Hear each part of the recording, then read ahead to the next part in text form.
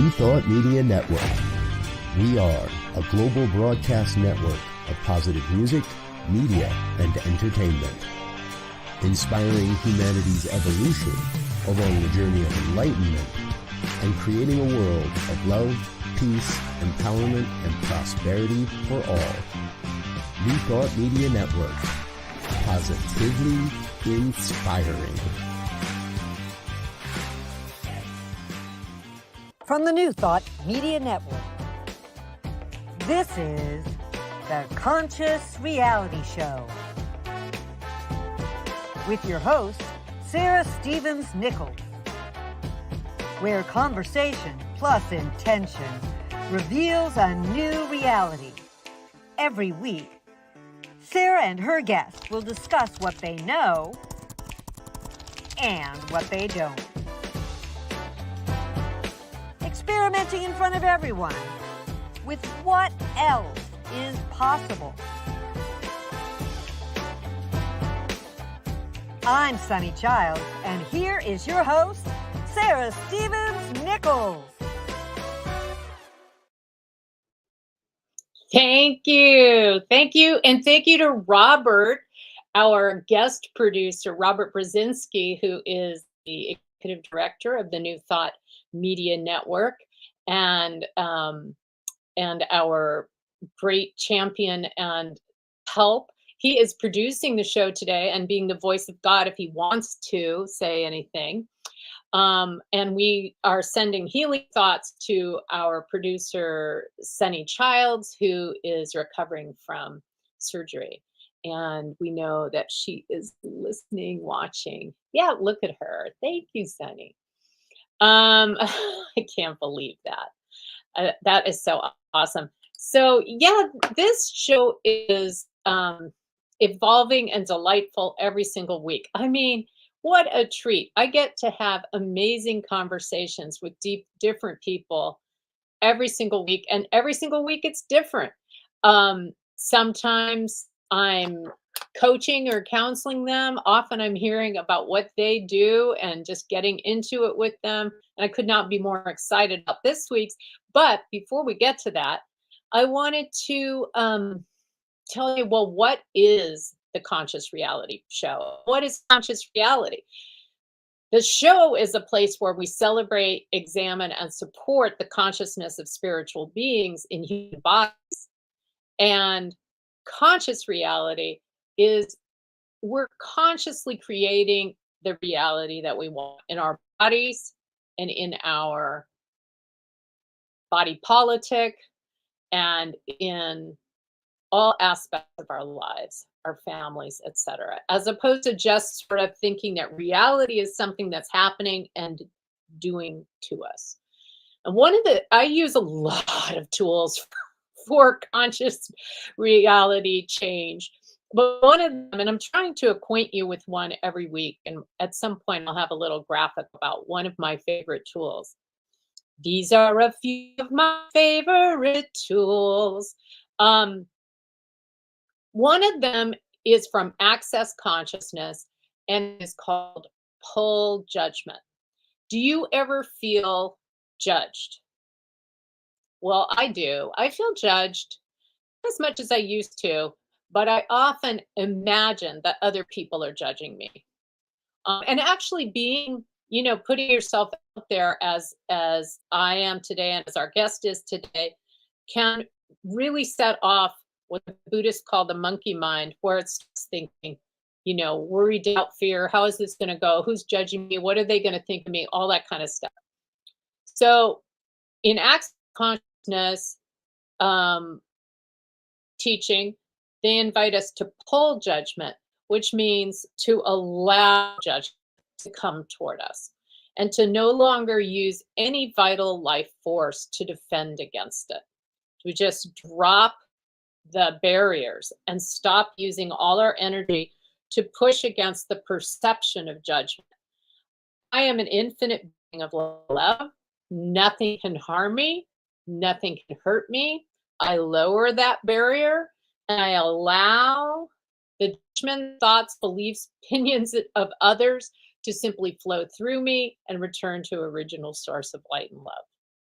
And when I was originally taught this, I was told that you get $1,000 more per year in income for every judgment you pull. And that's pretty much been my experience. So I pull a lot of them. And I also just had some miracle stories, but I'm not going to tell you those right now. Maybe I'll tell our guest Abhi later. So let's talk a little bit about Abhishek Rai, who is the guest. And you can put up the graphic for Abhishek if you like. Thank you. There he is. Abhishek Rai is an integrative psychiatrist, lives in Sacramento and practices in Folsom, California. He's trained in integrative medicine, integrative psychiatry, and Ayurveda. And he's an amazing person who is not just being the kind of psychiatrist that figures out what's the drug that's supposed to treat this thing and shoves it at you, but takes the time to actually figure out what is really going on here and how to best support the people around. He can do that other stuff. He could do all of it, but he has a unique integration of Western medicine and Eastern holistic practices, focusing on body, mind, and spirit. And so it is my great pleasure to introduce to you my friend and our guest, Dr. Abhishek Rai. Hello. Dr. Rai, Abhi, you're in the house. Yes. Welcome. Thank We you. finally Thank you did for this. having me. Yes. I'm so glad you're here. It's such a treat to have you here. Thank you. Thank you so much. So I don't know. There's so many things I want to ask you. And I'm trying to get into the habit of asking some generic questions of each guest, the same question to each guest. So I'm going to ask you that out of the gate. I don't know why, which is, what is something you used to do that you'd like to get back to? Yeah, very interesting question. So this question really makes me think a little bit. We ask these questions to ourselves multiple number of times. So let me dissect this question a little bit, if you you allow me to do so. Is getting back to when I hear this question, is I really feel like right now I'm living a life and practicing everything in the moment.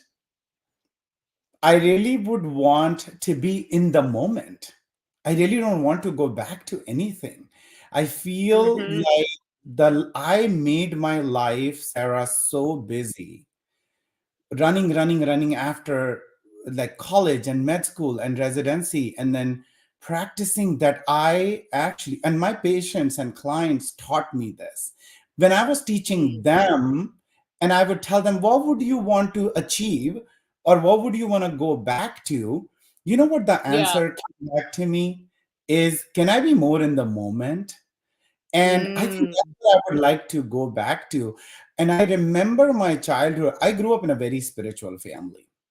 Like every kid who runs away from whatever the parents want them to do, I did too. Like I grew up, I really grew up around, my family was, my dad would go to a guru. We would go to an ashram. We were never told to worship certain, and I'm totally in. I love the religion part and how positivity and it brings. So not any bias towards that. So kind of like I want to go back to my roots if I want to answer your question. But I've been trying lately to stay in the moment and do everything I used to do. Stay in the moment, nature, be with myself. So kind of like I'm at a point where I need to start practicing what I have been preaching. So that's what I'm trying to. Oh, well, ministers know a lot about that. That's, of course, where that phrase comes from.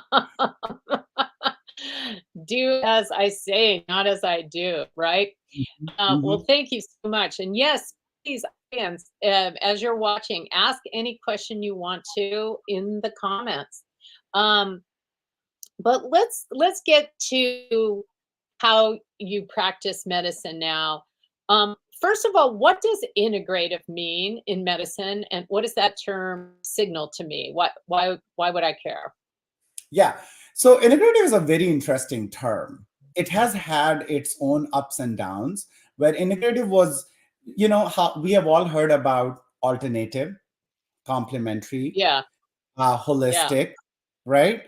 Mhm. So all the best I can explain this, I love this term so much when the integrative term came into existence, is because we are always asked to be one or the other, specifically when it comes to medicine, right? You go to Right. medical school, you get trained in Western medicine, and then you are a Western medicine doctor. So you're not allowed to do anything else other than what Western medicine does. So integrative medicine is this branch of medicine, or I would rather say a group of physicians and other providers and practitioners who have trained themselves to use as much Western medicine modalities they can use. So technically, they're integrating the two worlds. They're integrating I the Western medicine and the Eastern aspect, which is more of like holistic healing. So if you go to websites on Cleveland Clinic, and they will describe integrative as something which is holistic, they still use the alternative term. But uh-huh.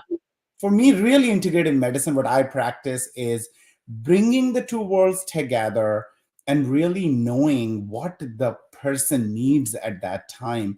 Like you just mentioned, prayers and healing to Sunny.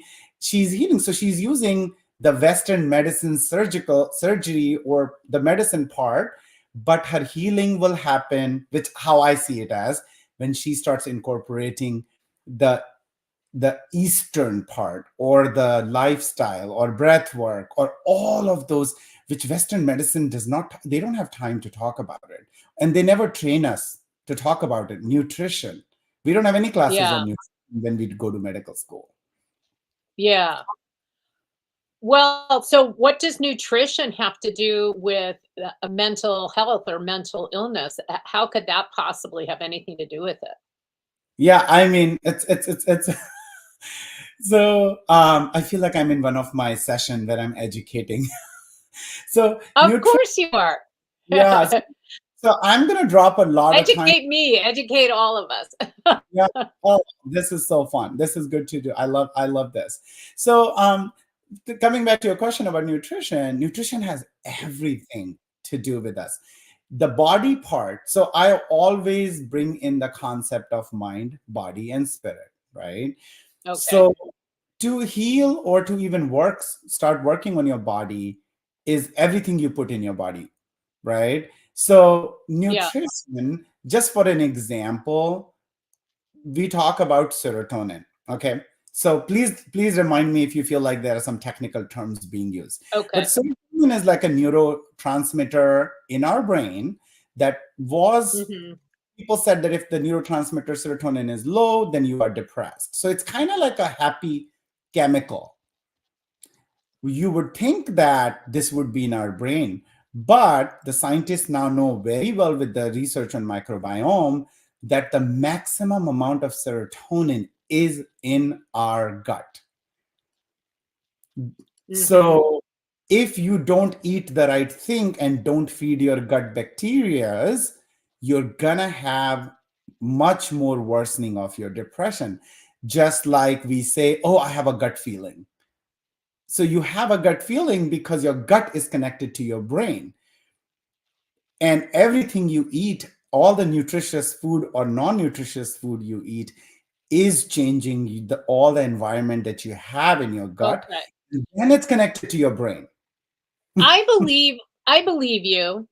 But I think I need like an example. What is an example of somebody coming into your office with something that we would call a mental problem, or the generic public might call it, you might not call it that. Yeah. A psychiatric problem, the kind of thing you go to a psychiatrist for, and then that having something to do. I know serotonin is a huge element in mental, in feeling happy. Mm-hmm. What and feeling content. How would you how do you deal with that when you have a patient?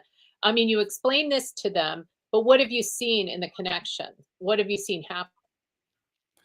Yeah, so and I'll explain the both side of it. When people come to me, Okay. Sarah, most of the time they have some inclination, but a lot of time they really don't have much idea what's going to happen in the first session, right?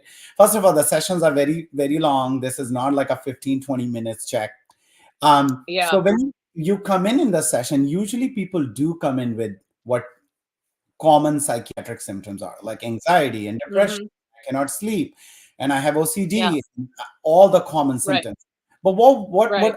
really the integrative medicine or psychiatry part helps you to dig into is how can you go deeper to the root cause of what is causing the anxiety and the depression.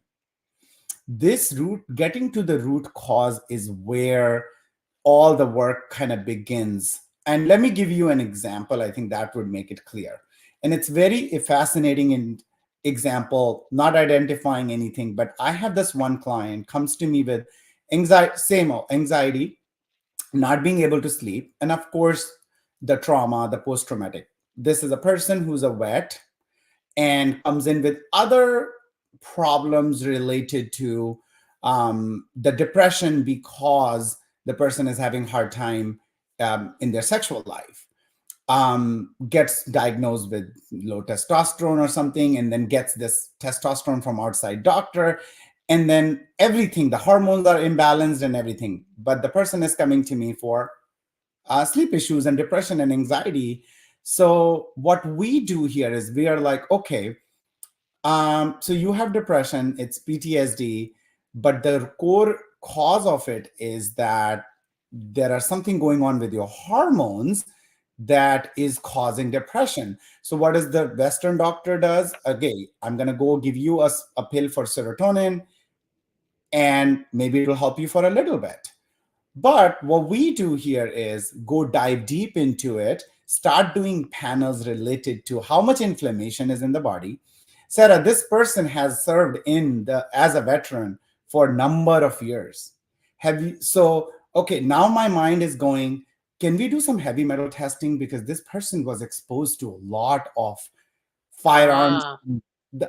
Yes. And then it just was so amazing to see the amount of, I'm not going to go into details, but the cadmium and ours, like all the stuff that's found in the war zone was so high because they are stored in your fat cells that we had to detox that. And then the person comes back and says, oh my gosh, I am feeling better. I don't think I need to even take my testosterone level is so high. I don't think I need the extra testosterone. So basically, what was going on, it was not just the symptom of sleep and depression. The root cause was the exposure of this person who is a vet and having some PTSD. So you help with that with therapy. But the other physical symptoms and the other symptoms were because of the heavy metal causing an imbalance in the hormone part. And we have amazing I see. specialized testing that we could do to find out how much is the hormone and why is it low. And as soon as we cleared, of course, believe me, it doesn't clear in one session. These heavy metals, for example, lead takes 15 years to go to the half the concentration that's in your blood or in your body. So you do the detox work, and then the person starts feeling better. So this is just one example of my work that I'm sharing, that it's not just giving the pills, it's going to the root cause so that the person doesn't have to take the pills. Yeah. Well, so that's really cool. So you're telling this story of a veteran who comes in with all these symptoms, and then you know that you've taken the time to find out what his life path has been. Mm-hmm. A lot of people might not even ask if somebody a question to find out they were a veteran. Although I suppose with regard to the post-traumatic stress syndrome, that would come up. And then you have the idea, oh, you were exposed in war or in whatever areas he was dispatched Mm-hmm. to all these heavy metals. And then as you begin to detox from, he begins to detox from the heavy metals, he's able to have massive improvement in multiple areas. Now, how is that? I guess I'm wondering, how is that integrating East and West, or is it just being a better doctor, Western doctor? I mean, why is a Western doctor not interested in what chemicals you've been exposed to? Is that just the healthcare system that is giving so little time to even find out what's going on, or what? I mean, or is it just a lack of training? Yeah, I think it's very multifactorial. That, as to say what you just mentioned, I would say that if anyone hearing out there goes to a psychiatrist, to a psychiatric clinic using their insurance, and then going to a Yeah. provider, they all know that a follow-up with a psychiatrist is not more than 15 to 30 minutes. You only get 15 to 30 minutes when you're going for a follow-up. I cannot do, all my clients, if they are listening or they will listen to this recording, they know I cannot do follow-up less than a 60-minute. I offer 45 minutes, but everybody says, no, I don't think it's, most of the time it's an hour follow-up. So yes, Yeah. time issue, the insurance is not going to pay for it. The other thing, the piece to this is that I will tell you, Sarah, and this is what I can be honest about it. I have my practice. I have full cash practice. I Yeah. really do not, I'm not able to, I use insurance as much as I can to help my clients, is Yeah. that the insurance asks you to do a med management. What does that mean? You have to change medication every time you see the patient. But what if I'm trying to get my patients off medications? Yeah, that doesn't count as changing medication? No, What? not a med management. So Oh what my codes are gosh. used to bill? There are many times I get in this zone where, like, this person who has PTSD, but the depression is secondary to the hormone imbalance, heavy metals. There is no diagnosis for me to give for them to Ugh. code. So it's very multi-layered and it is very multifactorial. It's very pharmaceutical based. If Yeah. if I may say, I'm not against medications. Yeah. I believe medications have a place in treatment, in helping people, because people are on a spectrum with everything. I don't want people to hear this as, oh, I have depression and I'm feeling worse and I can't sleep. No, immediately to get help, you might need medication, but that is your treatment. But long term, if you want your body to heal, then you need more than medication management, which is not, unfortunately, which is not offered by the Western. They might talk about lifestyle and they'll say exercise, lose weight, eat healthy. But are we given 45-minute hour time to work Right. on the diet part, or to teach how to exercise and what to So eat? right. And I guess your training in Ayurvedic, and also background, I guess cultural background in Ayurvedic is that has taught you that part of medicine is food. So nutrition, what we call it here, we don't call it food as medicine, which is really the way I think of it. Mhm. Um, that you also, are you interested? I know in Ayurvedic they have types. Are you interested in what type someone is, and do you talk to them about that, or is it just here? Yeah. So okay, so let's unpack. And now you're talking about my, like, the favorite topic. So the I love doing in my practice is what I say, integrating the Western and the Eastern. When I say integrating the Yeah. Eastern, it's not just telling my clients, hey, go do meditation, go do breath work. Not. It's more the applying the concepts of Ayurveda. So let's kind of give me a second and I'll explain to people who don't know Okay. what Ayurveda is. So Okay. Ayurveda is Just like Western medicine or allopathy, Ayurveda is actually an Eastern medicine philosophy which is practiced in India, and people are Ayurvedic physicians or doctors. So you can be if you want to. The term Ayurveda means it is divided into two parts, Ayu or Ayur and Veda. Ayu means life, and Veda means knowledge. So, knowledge of life or how to live your life is Ayurveda. So, everything that Ayurveda does, basically, it teaches you how to live your life in a balanced way. Okay. Just briefly describing what Ayurveda is. So, Ayurveda has two terms, Prakriti and Vikruti. So, let's not get into the details of it, but Prakriti is your nature when you are born.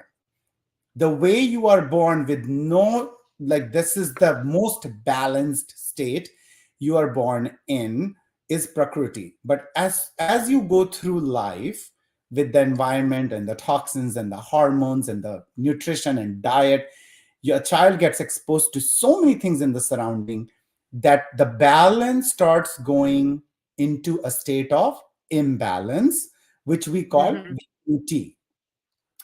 What do we call that? It's called Vikruti. So Prakriti is your nature, and Vikruti is your state of imbalance from the balance you were born with. Okay. So when you're in this imbalanced state, so this is why this whole book was written. 3,000 to 5,000 years ago. It is said it's written by the sages and the gods chanted these. The book is all written in the form of poem. It's not a written chapter.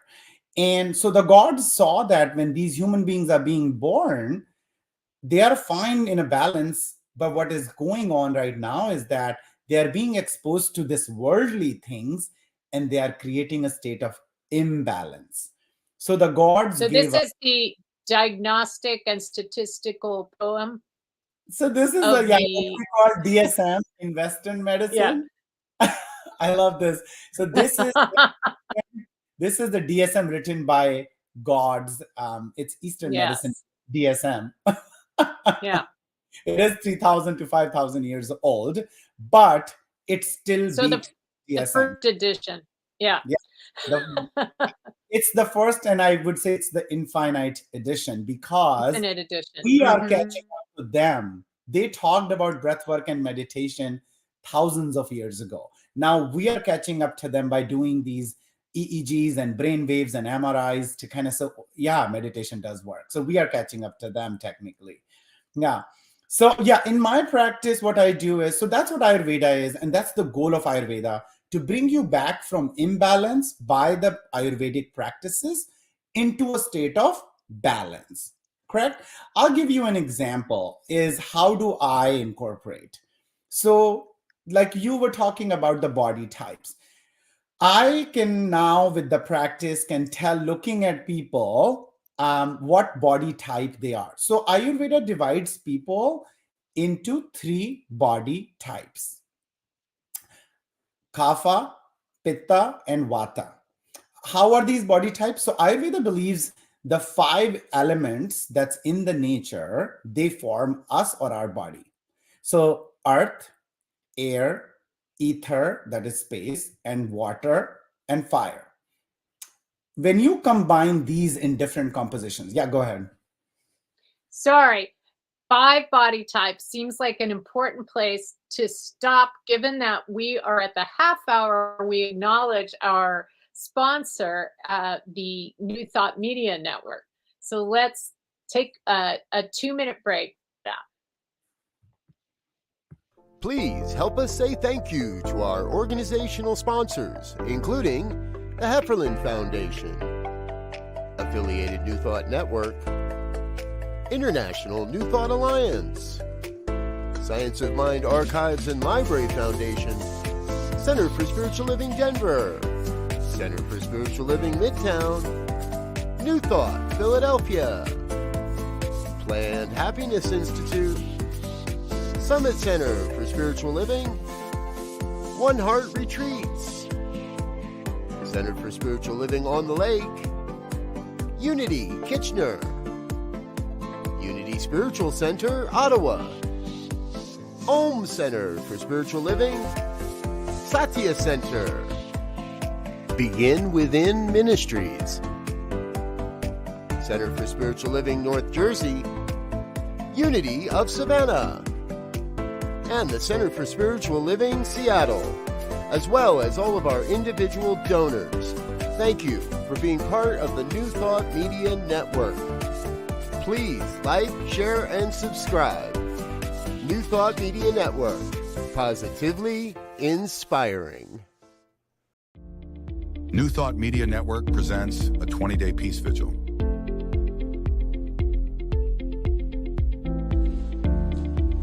20 daily meditations for a peaceful transfer of power. Watch live or anytime on our YouTube channel. Join us every day, January 1st through 20th. Watch live at 6 a.m. Mountain Time or anytime on our YouTube channel. Sign up at www.peacevigil.gr8.com.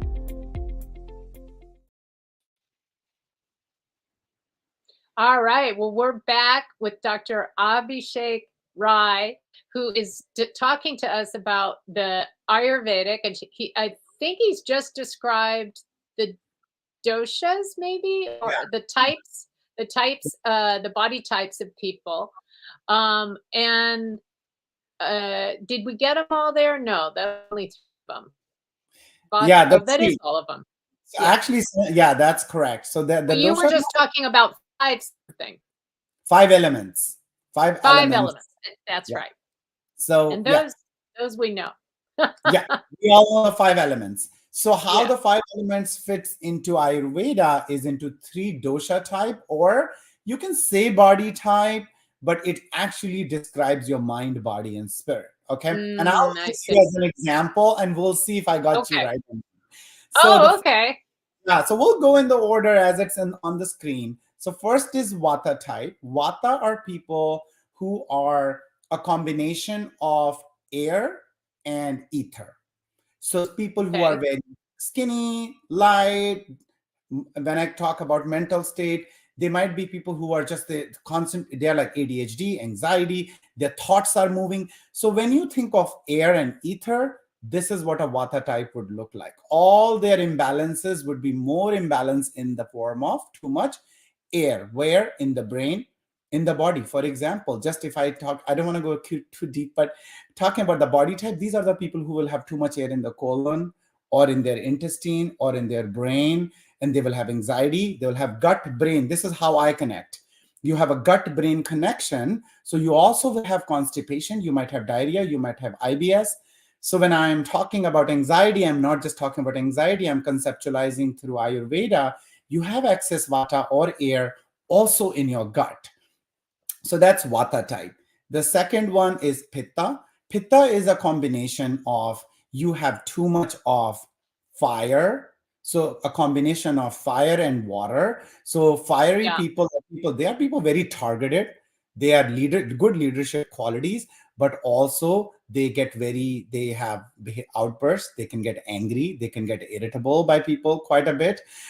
These are the people who are very determined, sometimes very OCD because they have to do everything right. Takes a lot of time.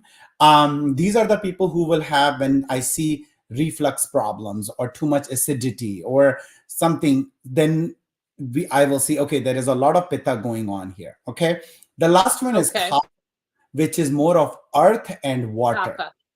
Kapha are the people who are more earthy, like they're laid back, kind of like, okay, once they sit, they take time, they gain weight very quickly. These are the people who are very heavy. So depression, if they get the depression, then if they're Kapha, I have to ask them to start moving. So the goal of Ayurveda is Vata, Pitta, and Kapha are 3 constitution. You all will have all of them. But we try to find out which one is an imbalance and bring it back to the balance as much as we can. So, for example, if you are Kapha type and you have depression, you're not moving, you're sitting, eating, you will gain weight very quickly just because of Kapha tendencies. Not because you'll see a vata type will not gain too much weight, but a kapha type who has earthy qualities will gain weight. So now we recommend food according to that. Well, wait, We you said you were going to tell me which one I was, and you haven't. I I think can't so. wait. So I think you are more towards pitta or vata type.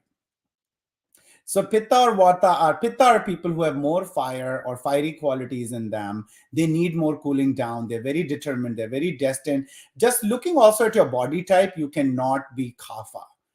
So I'm not saying you have to be Well, overweight. but I used to be, I mean, I do gain weight very easily, and I have to work extraordinarily hard to be the weight I am. I was as much as 70 or 80 pounds heavier than I am now for much of my life. Yes. Does that So change anything? I mean, I really have to work at it. yeah, so that doesn't change anything because it's more Okay. about what's your number one body constitution, number two, and number three.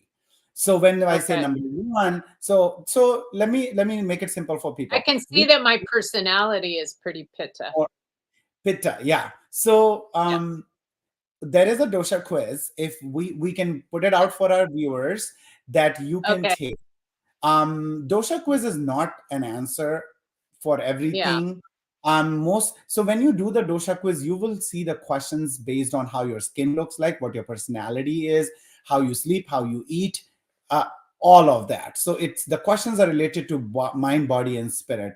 But yeah, Yeah. in your case, like you said, the personality is so you by your work and your effort, you can Yeah. balance your doshas too, and you can Yeah. shift, move your doshas because you're more happy now. So you have balanced that kapha part, which was higher up.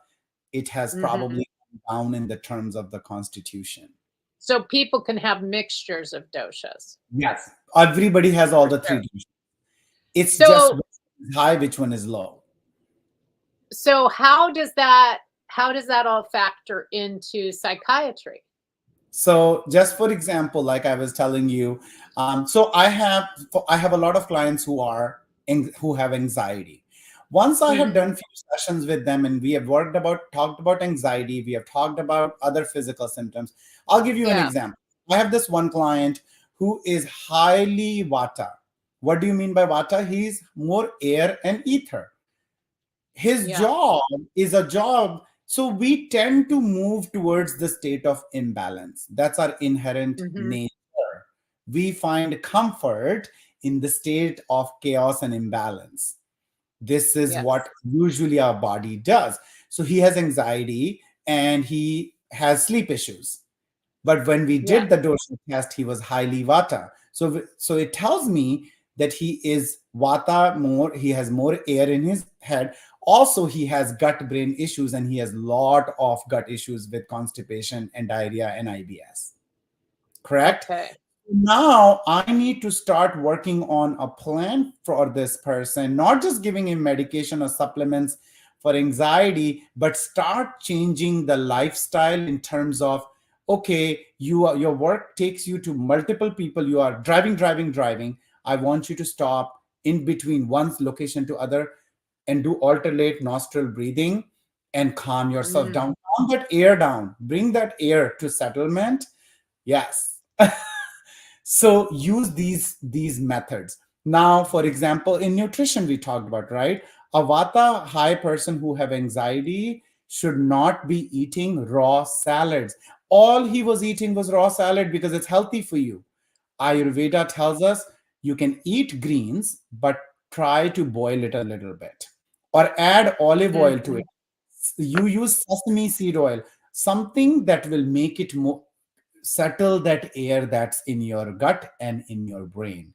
So, kind of Yeah. briefly explaining a person who's high vata type, we have strategies from Ayurveda in terms of all lifestyle changes that we can focus more. For example, if someone is kapha, right, earthy, has anxiety, I'm not saying they cannot have anxiety, but I will not recommend these people to add too much oil because that will make Mhm. their kapha worse or add too much Too much um oil to their diet, to, you mean? yes, Yeah. yes, as simple as Sarah waking up in the morning. Ayurveda talks about if your Vata or air is in imbalance, you need to wake up right before the sunrise. If your Kapha or earth person who have earth more is in imbalance, you need to wake up 1.5 to 2 hours before sunrise. If your Pitta is in imbalance or your fire is in imbalance, you need Yeah. to wake up half an hour to an hour before the sunrise. So based on your body type and what is in the state of imbalance. So everyone has to get up before sunrise, though. That would not go over with any number of young adults I know. Yeah, I know it's hard to work with this, and this I will tell you, Sarah, with my clients who have ADHD and anxiety. Yeah. First of all, I don't go by these labels. I really tell my clients when they come in, you know what I tell them? I tell them when they come in, they say, oh, I'm ADHD, I'm anxiety, I'm depression. I tell them, hold on, put all these names on a sticky, right? So I have a sticky. I'll do it on myself. Put that name down. Okay. And put a sticky here. Put a sticky. So just see how many stickies can you walk like this in the world. So it's take just those stickies off your head. Yes. And that's when we start working on lifestyle and diet and sleep and exercise. And Ayurveda is such an amazing tool. It gives me an insight who is what. So it personalizes in a way the treatment plan, the healing plan, the journey that the person is taking with me, the client is taking with me. It's a very personalized plan that is made or done for everyone in Ayurveda. Like one very common thing that I'm going to give out to your viewers about the water drink. In United States, this is about what the water we're drinking. Is that what you said? Yeah. So in United States, there is a thing. You go to any restaurant, you go anywhere, right? You get a glass of water with ice in it. Correct? Yeah. If Ayurveda says do not drink water. First of all, nobody should drink iced water. I hate ice water. I'm so happy you're saying that. I get so sick of people giving me ice water, but most Americans think that if you even hand them water without ice in it, you've somehow poisoned them. Yeah. If one thing you want to take away from today, guys, please start drinking water with no ice, because Ayurveda has talked about it. I love that. Iced water kills your Agni, which is digestive fire. Oh my gosh, that sounds very important. That we have within us is killed by that, and definitely does that mean that you shouldn't really be drinking any cold beverages?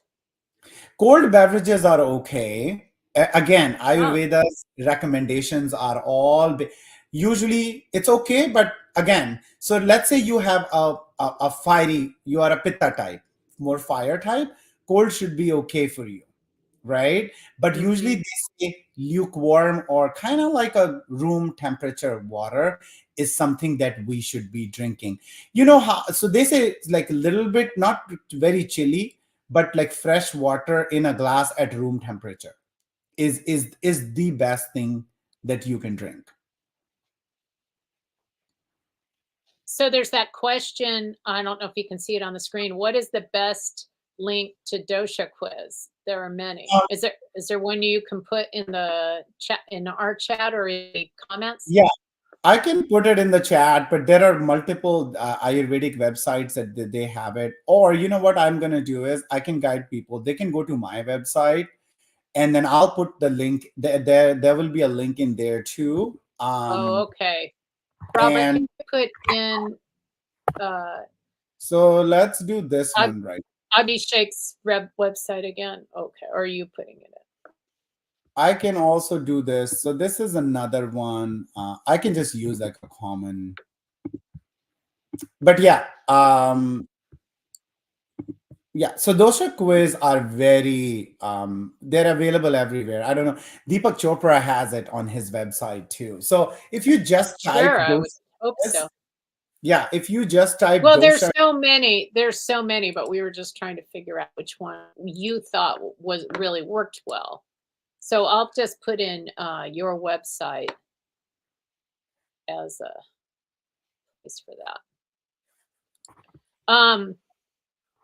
So what then? So water. So water, you were talking about water when that question came up. That's true for all the doshas, that Mhm. that having room temperature water is better for the digestion and to allow whatever to happen. Yes, because Ayurveda talks about this digestive fire that we have inside us, and it's different. So, for example, a person who has who's Vata type or air type, they should not eat big meals, but they should eat frequently, like small snacks. Fire people, their digestion is crazy. Like they can digest food very quickly, so they should be eating. So they will be fine even if they drink a little bit cold water. People with earthy qualities or kapha type are the one who needs to be very careful. They will be more sluggish and more tired and more if they continue to keep drinking the cold iced water. Why? Or even these drinks that have ice in them, because they're killing their digestive fire. They're already sluggish, they have earthy qualities, they're heavy, and then on top of that, you are the little fire that is left, that's gone. So now you will have more constipation, you will be more sluggish, you will be tired, foggy. So it Ayurveda doesn't stop in one part. As soon as you start Right. having more kapha, they call it kapha vitiation, then it will start affecting your belly, it will start affecting your chest, your throat, and your brain. So everything can be explained on these dosha types and how an imbalance can be. And it's so beautiful, Sarah, that how Ayurvedic treatments are. When you give these treatment to them, everyone who comes back to me says, oh yeah, I did this, and actually my headache went away, my this went away, that my that the favorite is mine. My favorite is when I have these clients who are more like perimenopausal or postmenopausal. These are the clients who have mostly air, too much air. Air also resides in your uterus, in your fallopian tubes, all the cavities. And women specifically have these cavities. And you have this high, people think peri or post menopause is actually a death sentence, or oh my God, everything is changing. No, it's your body is now shifting in a state where you're going to have excess of air. Start oiling, start using more oil to decrease those. And I get these clients because Sarah, they're And being that's not just eating. That might be rubbing oil on you, right? You're not just talking about consuming oil. Yeah. Yeah. So Ayurveda says something called dinacharya. I'm probably boring everybody with all these terms, but dinacharya it's a thing that you do every day. Okay. And one thing that a person who has too much air or vata type, they do is they take sesame seed oil and they just rub it on their body. Also, when you wake up in the morning, you like, how we use these alcoholic stuff cleansers to the mouthwash. Don't use that. Use good sesame seed oil, or for a earthy quality person, a light oil, and do like gargles with the oil and spit it out. So that helps you also with The oil ground. and spit it out. Okay. So, and you also apply the oil before you shower and then take shower. So Ayurveda has all these Now, modalities. you have I said that it takes a lot of work for me to be heavier, but that's partly because it takes a lot of work for me to not compulsively overeat. Would you have any suggestion for me about that? Yeah. So It's okay if you don't, but I just thought, well, I'll ask him. yeah. So compulsive eating, which again, like I said, I don't go by the labels and the term, but sometimes it's just Yeah. to connect. Yeah. I'm pretty sure your mind is already saying it. You have not said it. You're a good friend, so I can say it. Is the tendency towards addiction? How addiction is described in Ayurveda is addiction is not and nothing negative. Addiction is actually seen as overconsumption of, it could be anything. It could be alcohol, Whatever it is. It could be food, it could be drinks, it could It be, and it could could be anything. be a behavior. Yeah. Yeah. So when you are over consuming, Sarah, something, so there is a deficit of something that you're filling that overconsumption with. I'm not gonna say it. This is something that goes deeper a little bit in Ayurvedic sense. When Ayurveda starts talking about deeper healing, it doesn't just stick at, oh, why am I doing this? Something happened. I was born with Mm-hmm. not enough and I'm Yeah. consuming it. It might actually go in your, where we call past lives that Ayurveda has talked Mm-hmm. about. Now, Western medicine is also kind of catching up to Yeah. it. Few psychiatrists have kind of looked into it, and hypnosis is one modality where you can tap into people's also the past lives and stuff. Is it something that is being carried on from previous lifetime? There is a lack. Mm-hmm. You are filling with too much of one thing. Mm-hmm. So sometime Maybe. what I'm trying to say here is there are deeper like healing that needs to be done at a deeper level and understanding when we cannot find anything like, I have everything, I'm good, why do I still crave too much food? Yes. Yes. Yeah. Okay. Well, that's a good inquiry that I actually haven't particularly taken. So I will look into that. And but there's one other thing I want to ask you about in the time we have left, or maybe more than one. We'll see. And that is, I know that one of your hashtags is meditation equals medication, but you haven't really discussed meditation. What's your meditation practice, or what should it be? Yeah. So so I really And do think that, maybe meditation is your favorite tool. I yeah. don't know. Yeah, meditation is one of my most favorite tool because I do think that's what has worked for me. That has changed my life because I used to have a lot of pitta or fire. I was very irritable at time. I would I would technically react to anything somebody would say, and I was making my pitta type worse, like my fiery qualities worse. What Yeah. meditation did for me specifically was it changed the way I would respond. Like, so the reaction changed into a response. The meditation helps people to pause. There is Mm, so much coming at us from all around that if you do not have any meditation or any practice where you can help yourself to pause, take a moment, and then it will yes. never be reaction. It will always be a response, and you give Mhm. yourself time to feel. Your mind, your body, and your soul is just sitting there. You get something, an input, and then you pause. So if you do not do meditation, like for example, just coming on before coming on here, I would do is take some deep breaths, take do some like uh, focus your thoughts. And what it usually does, and again, there is so much scientific evidence. The way I'm trained, I still kind of go towards evidence based. Everything I do, I try to still try to find evidence behind it. And there is Yes. so much evidence now on how our bodies, the sympathetic and the parasympathetic nervous system, the meditation helps to calm down because prana or the breath is the life source.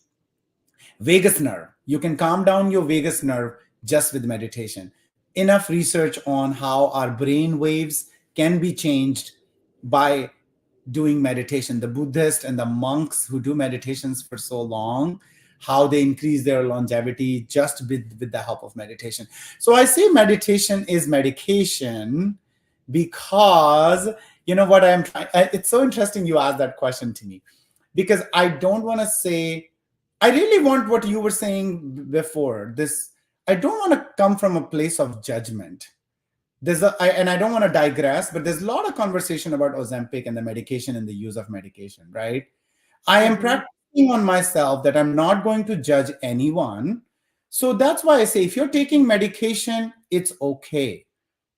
If Yes. you need that lifesaver to get through the water, it's fine, but you're going to need the meditation, and it's equal. It's not less, it's not more. Mhm. It is equal to medication, and you can have those effects, but it's going to take time.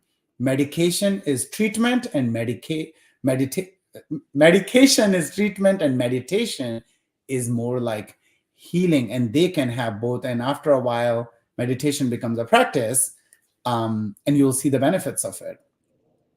Now, you, two things I want to get to in what you just said. One is that, well, in my experience as a meditation teacher and a longtime meditation practitioner, I guess you could say, it's one thing to say, I'm going to pause and not react, and it's another thing to do it. And so maybe this is what you were saying, but I find that my daily meditation in the morning, which I do it in the morning, because if I don't do it in the morning, I'll never get to it. If I keep thinking it's going to happen later, it never happens. That's just the way my day goes.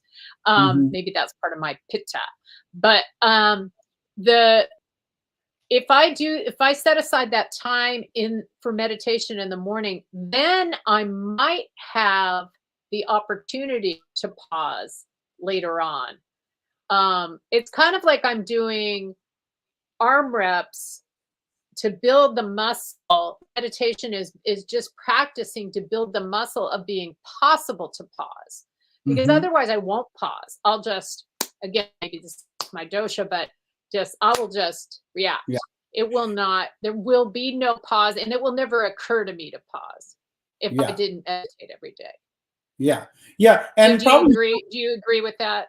I totally agree with that. And let me ask you this, and probably you can tell the answer. So what I tell my clients most of the time is, if you want to meditate, put that as a practice. You have to be very specific. And I'm going to give shout out to James Clear and his book called Atomic Habits.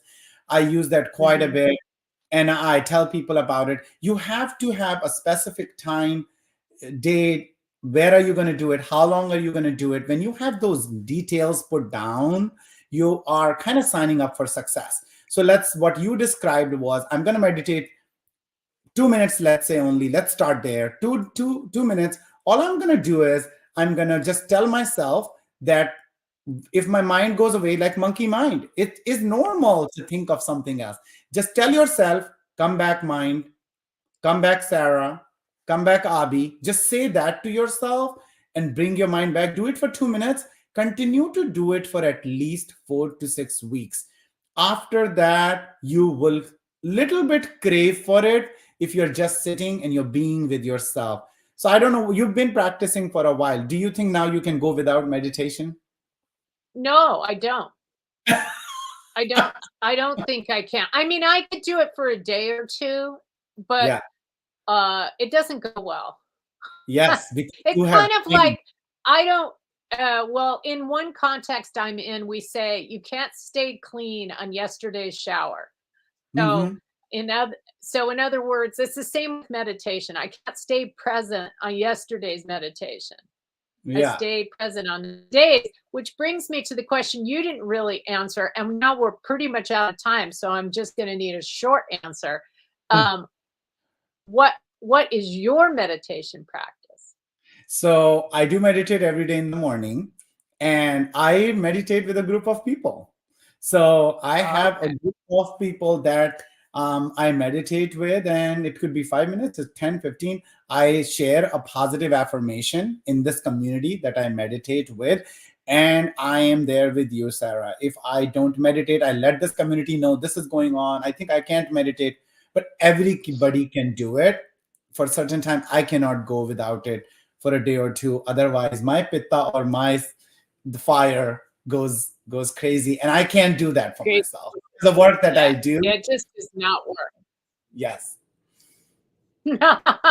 Well, we know each other. We know we could talk forever, but we are at the end of our time together. Can you believe it? On the Conscious Reality Show. It really did. Thank you so much, Dr. Abhishek Rai, for coming on our show and telling us just the tip of the iceberg on integrative medicine and Ayurvedic medicine. And thank you, and welcome to our sponsor, the New Thought Media Network, and to Sunny Childs and Robert Brzezinski. Thank you so much. Thank you for having me. Yeah. Thanks to our guest, to host Sara Stevens Nichols, and to the New Thought Media Network. I'm Sunny Childs, producer of The Conscious Reality Show. Join us live next Wednesday at 9 a.m. or stream the show at your convenience. Subscribe to Conscious Reality Show YouTube channel so you never miss a show. If you'd like to learn more about us, check out www.sarastevensnichols.com.